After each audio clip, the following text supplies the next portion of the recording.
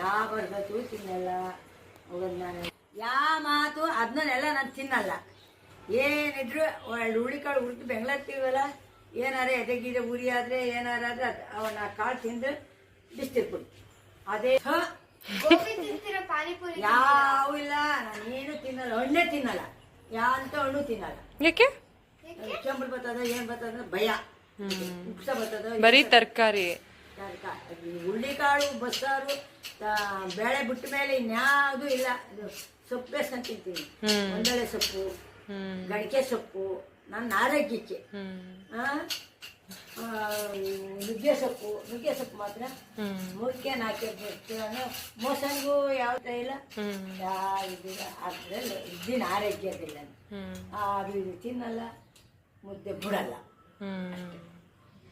ಅದು ಇದು ತಿನ್ನಲ್ಲ, ಮುದ್ದೆ ಬಿಡಲ್ಲ. ಹಪ್ಪಳ ಅಂತ ಅವ್ರು ತಂದು ಕೊಟ್ರು ಅಷ್ಟೇ.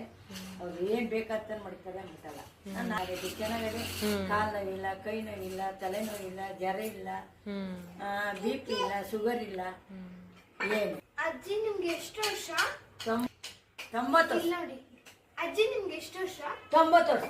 90 ನೀವು ಇಷ್ಟೊಂದು ಸ್ಟ್ರಾಂಗ್ ಆಗಿದ್ದೀರಾ? ನೀವು ಜಾಸ್ತಿ ತಿಂತೀರಾ ಅನ್ನ? ಅಲ್ಲ, ತಿನ್ನಲ್ವಾ? ನೀವ್ ಯಾವಾಗ ಮುದ್ದೆ ರಾಗಿ ಹುರಿದು ಗಂಜಿ. ನೀವ್ ಯಾವಾಗ ರೈಸ್ ತಿಂತೀರಾ?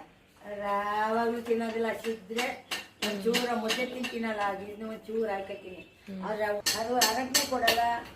ಯಾವಾಗ ಒಂದೊಂದಿಷ್ಟು ನೀರು ಎದ್ದೇಟ್ಗೆ ನೀರು ಕುಡಿದ್ರೆ ಯಾವ ತಂಟೇನೂ ಇಲ್ಲ. ನಾನು ಎದ್ದೇಟ್ಗೆ ಒಂದು ಗ್ಲಾಸ್ ನೀರು, ಕಾಫಿ ಗಿಫಿ ಏನು ಕುಡಿಯಲ್ಲ. ಇಪ್ಪತ್ತು ಮ್ಯಾಲೆ ಕುಡಿತೀನಿ. ಎದ್ದೇಟ್ಗೆ ತಾಯಿ ನಮ್ಮಮ್ಮ ಒಟ್ಟಿಗೆ ಹೋದ್ರೆ ಅವಳು ಯಾವ ಕಾಯಿಲೆನೂ ಕೊಡಲ್ಲ. ಇಲ್ಲ, ನಾನು 4 ಬಾಟ್ಲು ರಕ್ತ ಕೊಟ್ಟಿದ್ದೀನಿ ನನ್ನ ಮಗಳಿಗೆ. 4 ಬಾಟ್ಲ. ಇಂಜೆಕ್ಷನ್ ನನ್ನ ಮೈಲೇ ಬಿದ್ದಿಲ್ಲ. ಸಿರಪ್ ನಾವೇನೋ ಇಲ್ಲ ತಾಯಿ, ಆ ಸಿರಪ್ ಕಡೆ ಈಗ ನಾನು ಮಕ್ಕಳಿಗೂ ಹಾಕಿಲ್ಲ. ಅವೆಂಥದ್ದು ಬೀಚಿ ಬಾಚಿ ಅಂತಲ್ಲ. ನನ್ನ ಮೊಮ್ಮಕ್ಕಳಿಗೂ ಹಾಕಿಲ್ಲ, ಮೊಮ್ಮಕ್ಕಳಿಗೂ ಹಾಕ್ತಾರೆ, ನನ್ನ ಮಕ್ಕಳಿಗೂ ಹಾಕಿಲ್ಲ ನಾವು.